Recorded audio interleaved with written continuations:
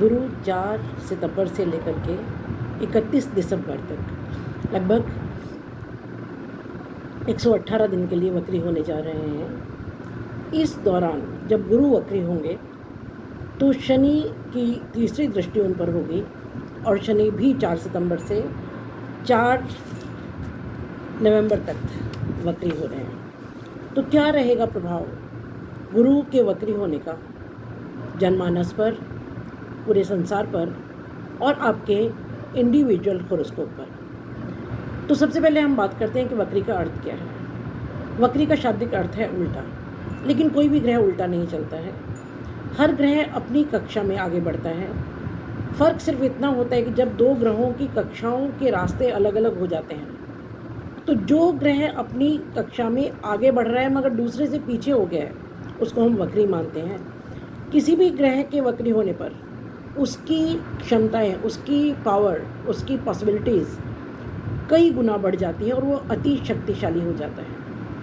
अब अगर मैं आपके इंडिविजुअल हॉरोस्कोप की बात करूं तो आपके पर्सनल हॉरोस्कोप में उस ग्रह की स्थिति क्या है, वो शुभ स्थिति में है कि अशुभ स्थिति में है, उस हिसाब से ही उसके परिणाम होंगे।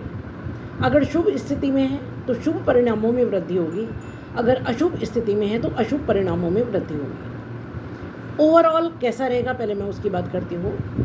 गुरु जब वक्री होंगे और शनि की तीसरी दृष्टि होगी तो कुल मिलाकर के ये एक ऐसा समय होगा जो सभी के लिए अपने अहंकार को छोड़ करके वास्तविकता को स्वीकार करने का समय होगा। हम सबको एक्स्ट्रा एफर्ट्स करनी पड़ेंगी। गुरु जब वक्री होंगे तो बहुत शुभत्व देंगे क्योंकि गुरु तो अपने आप में एक शुभ ग्रह हैं और गुरु कहीं भी हो, किसी भी हाल में हो तो भी आपका कुछ भला ही, कुछ अच्छा ही करने का सोचते हैं। तो जब ये गुरु वक्री हो जाएंगे तो डेफिनेटली पावरफुल गुरु आपको शुभत्व, अच्छाई, फाइनेंस में वृद्धि, विद्या में वृद्धि, संतान में वृद्धि, जितनी भी चीज़ों के वो कारक हैं, हीलिंग में वृद्धि, उन सब में वृद्धि देंगे।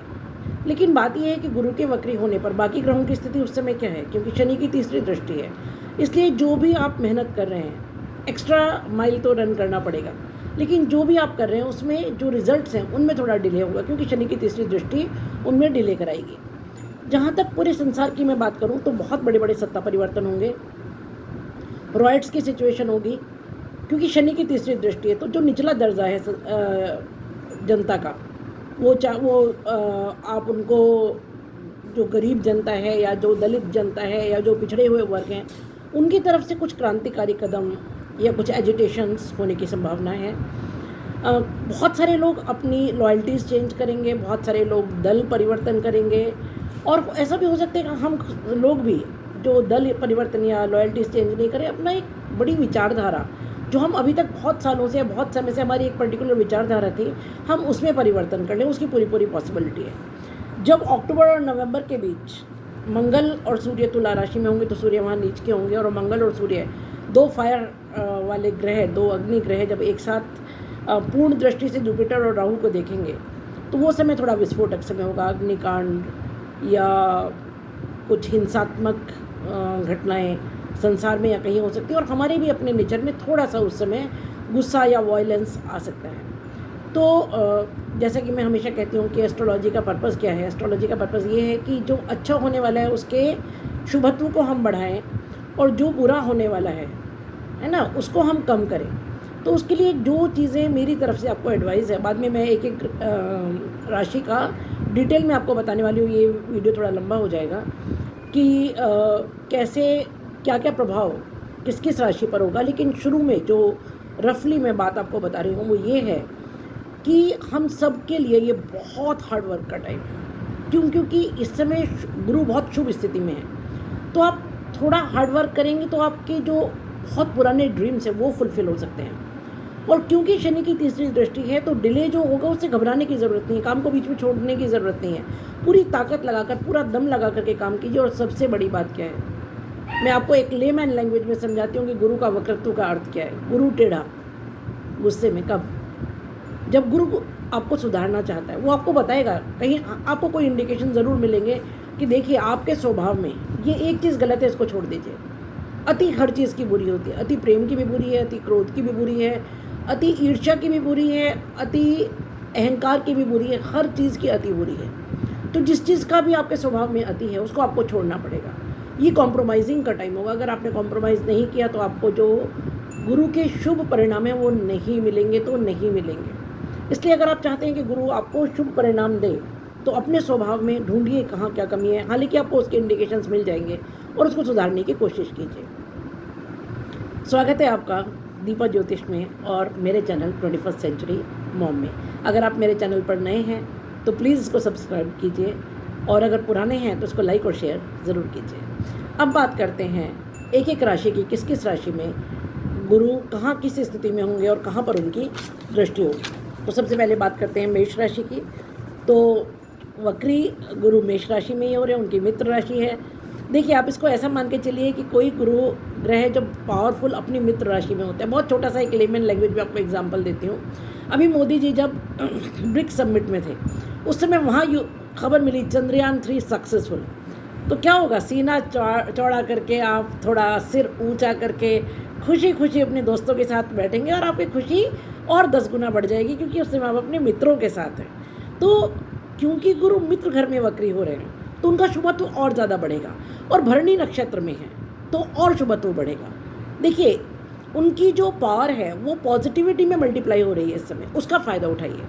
तो मेष राशि के लिए गुरु, क्योंकि आपका तो लग्न में है मेष, ये देखिए पहले तो मैं आपको ये बता दूं कि ये प्रेडिक्शंस लग्न और राशि दोनों पर हैं। अगर आप इसको अपने राशि के हिसाब से इन प्रेडिक्शंस को देखना चाहते हैं तो भी आप देख सकते हैं और लग्न के हिसाब से भी देख सकते हैं। तो मेष के तो फर्स्ट हाउस में ही 9वें और 12वें घर के स्वामी होकर के, यानी भाग्य भाव के और व्यय भाव के स्वामी होकर के वक्री हो रहे हैं, तो भाग्य में वृद्धि होगी। आपको विदेश से कोई लाभ होगा, क्योंकि 12वां घर आपका विदेश का है। पिता से लाभ होगा, 9वां घर आपका पिता का है। गुरु से लाभ होगा, आपको कोई मेंटर मिल सकता है, कोई गाइडेंस मिलेगी लाइफ में आगे बढ़ने के लिए। आपको 5वें घर का भी आपको लाभ मिलेगा। तो उनकी जो दृष्टियां हैं वो 5वें 7वें और 9वें घर पर हैं। तो विद्या बुद्धि संतान में लाभ होगा। संतान के कोई रुके हुए काम आपके इस समय डेफिनेटली बन सकते हैं। वैवाहिक जीवन में कुछ बहुत अच्छा होगा, पार्टनरशिप में बहुत कुछ अच्छा होगा। कुछ पुराने जो आपके अटके हुए काम थे, कुछ बिजनेस में कोई पार्टनरशिप थी, या आपको अपने पति या पत्नी के साथ कुछ अच्छा काम करना चाहते थे, या वो विचारों में कोई मतभेद चल रहा था, उसमें आपको लाभ मिलेगा। और भाग्य साथ देगा, क्योंकि उनकी जो 9वीं दृष्टि है, जो अमृत दृष्टि है, वो 9वें घर पर है। अब बात करते हैं वृष राशि की। तो वृष राशि के लिए वो 8वें और 11वें घर के स्वामी होकर के 12वें घर में गोचर कर रहे हैं। तो 12वां घर आपका व्यय का घर है, आपका विदेश यात्राओं का घर है, आपके खर्चे का और आउटर वर्ल्ड का घर है।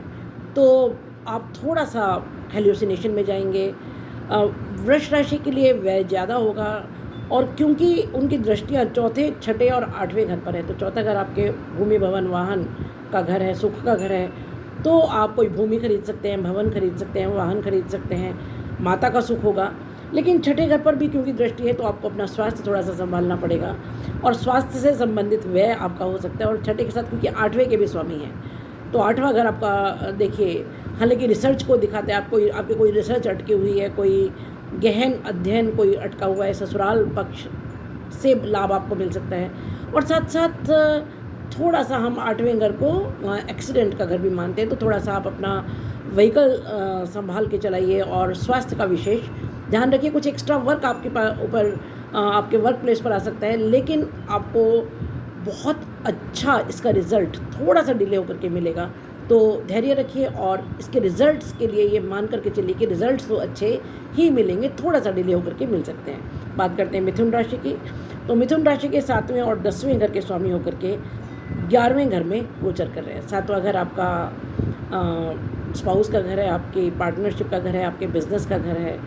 तो क्योंकि 7वें घर का स्वामी जब 11वें घर में हो तो आय भाव में होगा, तो आपको अपने स्पाउस से बेनिफिट हो सकता है, अपने बिजनेस पार्टनर से बेनिफिट हो सकता है। आय के नए स्रोत आपके मित्रों के द्वारा, आपकी पत्नी या पति के द्वारा खुल सकते हैं। और 10वें घर के स्वामी है तो कर्म स्थान पर आपको कोई बहुत ज़बरदस्त बेनिफिट मिलेगा। हो सकता है आप किसी जॉब के लिए बहुत समय से ट्राई कर रहे थे, नहीं हो पा रहा था, किसी हायर एजुकेशन के लिए ट्राई कर रहे थे, वो नहीं हो पा रहा था, और क्योंकि दृष्टि उनकी तीसरे, पाँचवें और सातवें घर पर है, तो पराक्रम आप डेफिनेटली करेंगे। एजुकेशन से रिलेटेड, संतान से रिलेटेड कोई शुभ समाचार आपको मिलेगा, और स्पाउस से बेनिफिट आपको मिलेगा डेफिनेटली, क्योंकि या आपके जो पार्टनर्स हैं उनसे आपको बेनिफिट मिलेगा। लेकिन एक बात जो मैंने शुरू में कही है कि अकड़ छोड़ दीजिएगा, है ना। मैं सही हूँ वहाँ तक ठीक है, लेकिन मैं ही सही हूँ, अगर आप ऐसा सोचेंगे तो ये सब बेनिफिट्स आप वहाँ से सिक्योर नहीं कर पाएंगे। अब बात करते हैं कर्क राशि की। तो कर्क राशि के लिए छठे और नवें घर के स्वामी होकर के 10वें घर में गोचर कर रहे हैं। तो छठा घर रोग, ऋण और शत्रु का घर है। थोड़ा सा स्वास्थ्य आपको संभालना पड़ेगा अपना, कोई कर्जा वगैरह लेने से थोड़ा सा बचें। अगर कोई पुराने कर्जे आपने लिए हैं और उनमें आप उलझे हुए हैं तो उसमें लिटिगेशन वगैरह में इस समय ना जाएं। हाँ, भाग्य साथ देगा, क्योंकि नवे घर के स्वामी हैं, पिता से सहयोग मिलेगा, गुरु से सहयोग मिलेगा और भाग्य साथ देगा।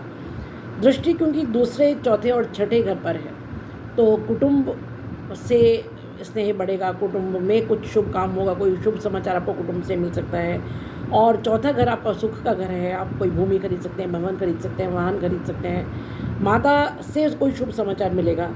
हाँ, छठा घर रोग, ऋण और शत्रु का घर है, तो थोड़ा सा स्वास्थ्य का विशेष ख्याल आपको भी अपना रखना पड़ेगा। किसी कोई अन्य से अपने खाने पीने का थोड़ा विशेष ध्यान रखिए। कोई छोटी मोटी बीमारी है तो डॉक्टर चेकअप कराइए, उसको लाइटली मत लीजिए। अब बात करते हैं सिंह राशि की।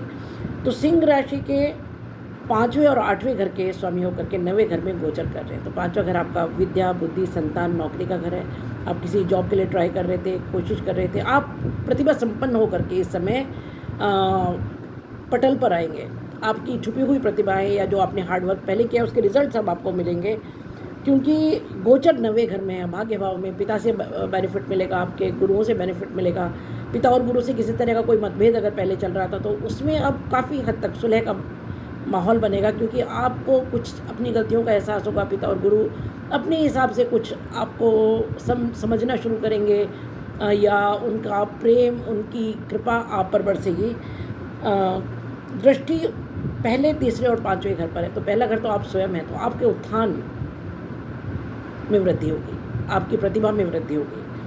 तीसरा घर पराक्रम का घर है, छोटे बहन भाई का घर है, तो पराक्रम तो आपसे कराएंगे ही कराएंगे, क्योंकि हार्डवर्क के बिना तो शनि भी कुछ नहीं देते हैं और गुरु भी कुछ नहीं देते हैं। 5वां घर आपका संतान का घर है, विद्या बुद्धि का घर है, तो हो सकता है कि आप अगर बच्चा प्लान कर रहे हैं तो you may have a child, या उसमें एक शुभता कुछ आएगी। आपकी कोई स्टडीज़ के बारे में आप सोच रहे थे, जॉब के बारे में सोच रहे थे, या कोई भी जॉब चेंज करने के बारे में सोच रहे थे, या कहीं कुछ हर्डल्स थी, उनमें बहुत ज़बरदस्त एक पॉजिटिव बदलाव आएगा। सिंह राशि के लिए ये गोचर बहुत अच्छा है। लेकिन जैसा कि मैंने कहा, क्योंकि शनि की तीसरी दृष्टि है तो थोड़ा डिले होगा, तो घबराने की आवश्यकता नहीं है। बात करते हैं कन्या राशि की। कन्या राशि के चौथे और 7वें घर के स्वामी होकर के 8वें घर में गोचर कर रहे हैं। तो चौथा घर आपका माता का घर, सुख का घर है, तो डेफिनेटली आपको शुभ समाचार होंगे। जो आपका जन्म स्थान है वहाँ पर कोई बेनिफिट्स आपको मिल सकते हैं। घर में कुछ आप खरीदारी करेंगे, कोई बड़ी चीज़ें ला सकते हैं, या कुछ पॉजिटिव इन्वेस्टमेंट्स कर सकते हैं। आपको अपने जो स्पाउस हैं उनसे बेनिफिट मिल सकता है, आपके बिजनेस पार्टनर से बेनिफिट मिल सकता है। और दृष्टि क्योंकि 12वें, दूसरे और चौथे घर पर है, तो थोड़ा व्यय हो सकता है आपका, विदेश से लाभ हो सकता है, कुटुंब में प्रेम बढ़ेगा, कुटुंब से कोई शुभ समाचार मिलेगा। और क्योंकि चौथा घर तो सुख का घर है, तो सुख की वृद्धि होगी। लेकिन फिर वही कंडीशन है कि अकड़ना नहीं है, अहंकार नहीं रखना है, आपको एक मध्यम मार्ग, एक मध्यम एटीट्यूड सबके प्रति रखना है। बात करते हैं तुला राशि की। तो तुला राशि के ये तीसरे और छठे घर के स्वामी होकर के 7वें घर में गोचर कर रहे हैं। तो तीसरा घर आपका पराक्रम का घर है, पराक्रम कराएंगे, मेहनत कराएंगे। बहुत समय से आप जो कुछ प्लानिंग कर रहे थे वो एग्जीक्यूट होगी, बहुत अच्छी तरह एग्जीक्यूट होगी। स्वास्थ्य का थोड़ा ख्याल रखिए, क्योंकि छठे घर के भी स्वामी हैं।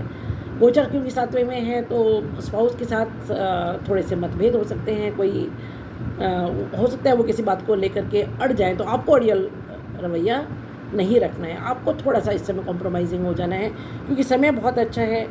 क्योंकि दृष्टि 11वें घर पर है, फर्स्ट हाउस पर और थर्ड हाउस पर है, तो आपके आय के साधन बढ़ेंगे। आपकी प्रतिभा में ज़बरदस्त इस समय विस्तार होगा, और आप बहुत मेहनत करेंगे क्योंकि थर्ड हाउस पर है और अपने छोटे बहन भाइयों के लिए, पड़ोसियों के लिए, मित्रों के लिए कुछ करेंगे, छोटी यात्राएं होंगी, उनका आपको बहुत ज़्यादा लाभ मिलेगा। बात करते हैं वृश्चिक राशि की, तो वृश्चिक राशि के लिए दूसरे और पाँचवें घर के स्वामी होकर के छठे घर में गोचर करेंगे। तो दूसरा घर आपका परिवार का घर है, धन का घर है, और पाँचवा घर आपका विद्या बुद्धि संतान का घर है। तो परिवार से शुभ समाचार मिलेंगे, संतान की प्रगति होगी और कार्यस्थान पर आपको लाभ मिलेगा क्योंकि 10वें दूसरे और चौथे घर पर दृष्टि है। तो गोचर छठे में बहुत अच्छा नहीं मानते हैं। छठा जो घर है वो रोग ऋण और शत्रु का घर है, तो थोड़ा सा छुपे हुए शत्रुओं से आपको संभल करके रखना पड़ेगा। अपने आँख नाक कान खोल कर रखिए क्योंकि आपके वर्क प्लेस पर भी हो सकता है कुछ शत्रु हों जो आपको नुकसान पहुंचाने की कोशिश करें, उनसे आपको थोड़ा संभलना पड़ेगा। कुल मिलाकर के ये समय आपके लिए बहुत अच्छा है। बात करते हैं धनु राशि की, तो धनु राशि के पहले और चौथे घर के स्वामी होकर के पाँचवें घर में गोचर कर रहे हैं। तो पाँचवा घर तो शुद्धता का घर है, बृहस्पति का कारक है स्वयं इस घर के, अपने ही घर में गोचर कर रहे हैं। और पहले घर में यानी कि आपके आजीवन का जो आजीविका है उसमें आपके व्यक्तित्व में वृद्धि होगी, प्रतिभा में वृद्धि होगी, शौर्य में वृद्धि होगी, आपका नाम बढ़ेगा।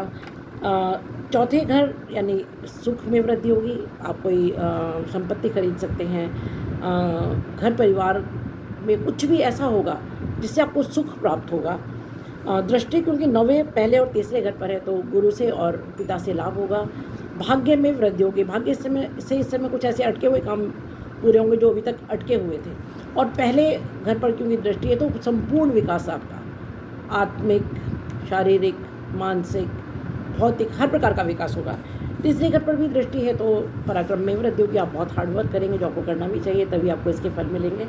बात करते हैं मकर राशि की, तो मकर राशि के लिए 12वें और तीसरे घर के स्वामी होकर के चौथे घर में गोचर कर रहे हैं। चौथे घर में गोचर बहुत अच्छा है, सुख के घर में गोचर है।